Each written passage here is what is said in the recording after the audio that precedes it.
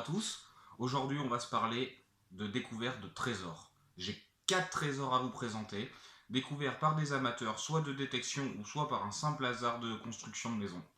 Donc bah allez, on commence, c'est parti. Tout d'abord, je tiens à m'excuser au préalable si je prononce mal le nom des villes ou des personnes présentes dans cette vidéo.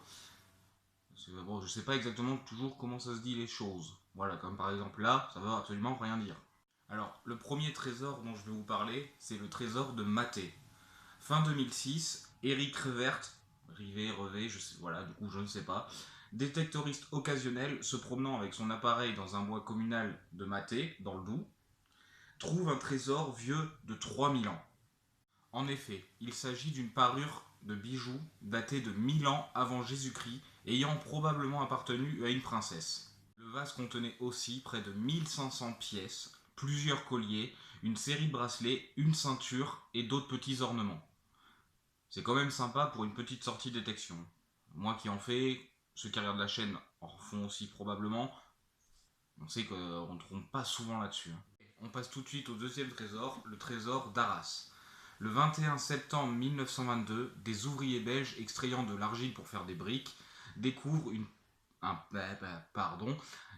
pot en terre cuite contenant 700 monnaies romaines et quelques bijoux.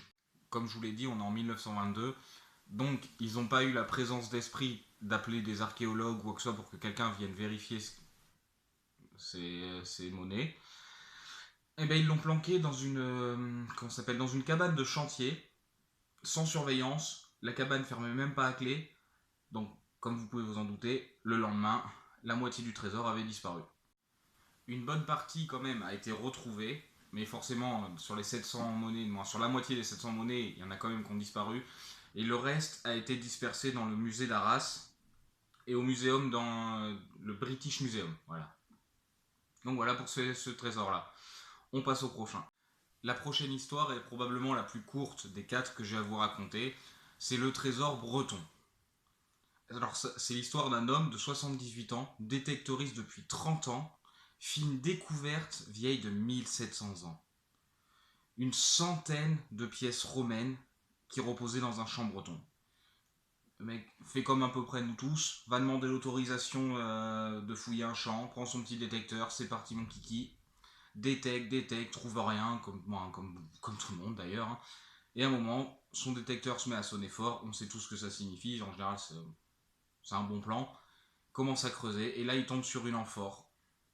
D'ailleurs, comme tous les trésors à peu près, j'ai l'impression que c'est dans une amphore, à l'origine. Et bam, le mec trouve 100 pièces romaines, normales. Voilà, celle-là c'est fini, histoire, c'était simple, carré, rien à dire. Voilà, on arrive déjà à la dernière histoire. Alors là, c'est l'histoire qui a sûrement apporté le plus de problèmes à ces 2 détectoristes. Vous allez savoir pourquoi. Aujourd'hui, on va se parler du trésor de Bouc. Alors, Bouc, c'est pas le bouc, et c'est ni l'animal, hein, je vous préviens tout de suite, c'est la ville de Bouc. Voilà, allez on commence. Le 15 avril 1997, 2 jeunes retraités, passionnés de détection, se promènent dans un bois à Bouc.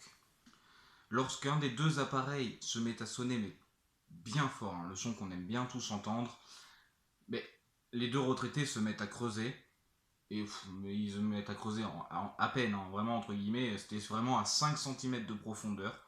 Et là, je vous le donne en mille, qu'est-ce qu'ils découvrent? Une amphore en terre cuite. Comme par hasard.